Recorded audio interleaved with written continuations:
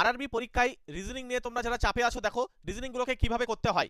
এখানে কি বলছে, নিচে দেওয়া সিরিজের পরবর্তী টার্মটি কি হবে। এখন এই যে B25Y D23W F21U দেওয়া রয়েছে, পরের টার্মটা আমাদেরকে জিজ্ঞাসা করছে। আমরা এটা করার জন্য একটা ছকের হেল্প নেব। দেখো ABCD এইভাবে লিখে এম পর্যন্ত গিয়ে আবার এন এইখান থেকে শুরু হয়ে আবার জেড পর্যন্ত, এই ছকটা এইভাবে লিখতে হবে। লেখার পরে আমরা চলে আসবো, প্রথমে রয়েছে বি কোথায়, এই যে, তারপরে দেখো ডি চলে এসছে। আমরা প্রথম এদেরকে বিচার করব যে এটা কিভাবে যাচ্ছে। ওকে, বি এর পরে হলো ডি, চলো এরপরে হচ্ছে এফ। এবার তাহলে আমরা বলতে পারছি, দেখো এখানে 2 ঘর করে এগিয়ে গিয়ে যাচ্ছে, তাহলে পরের ঘরটা আমরা এখান থেকে বলতে পারবো এইচ হবে।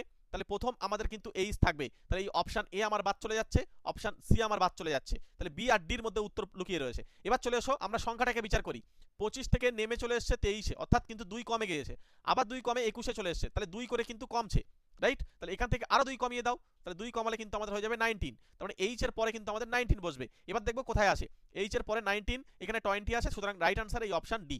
ক্লিয়ার? একদম সহজে তোমাদেরকে বোঝানোর চেষ্টা করলাম রিজনিংগুলোকে কিভাবে করতে হয়, তার পুরো ডিটেলসে ক্লাস কিন্তু আমাদের চ্যানেলে দেওয়া রয়েছে। একবার সাবস্ক্রাইব করে লাইক করে তোমরা পুরো ডিটেলসে ক্লাসগুলো দেখে আসো। আমরা কিন্তু ম্যাথেরও ক্লাস করছি, সঙ্গে রিজনিং ক্লাস, এর সঙ্গে সায়েন্স। মনে রাখবে রেলের পরীক্ষা এই 3টে পার্ট ভীষণ গুরুত্বপূর্ণ।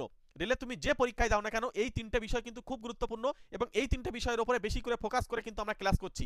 ডিটেলসে ক্লাস করার জন্য অবশ্যই চ্যানেলটিকে একবার ভিজিট করে আসো। আর কোন বই পড়বে, যারা আরআরবি পরীক্ষাতে তাদের জন্য কোন বই পড়বে, সেই বইয়ের লিঙ্ক কিন্তু আমরা ভিডিও ডেসক্রিপশন বক্সে দিয়ে রেখেছি, ওখান থেকে দেখে নাও। ওকে, থ্যাংক ইউ।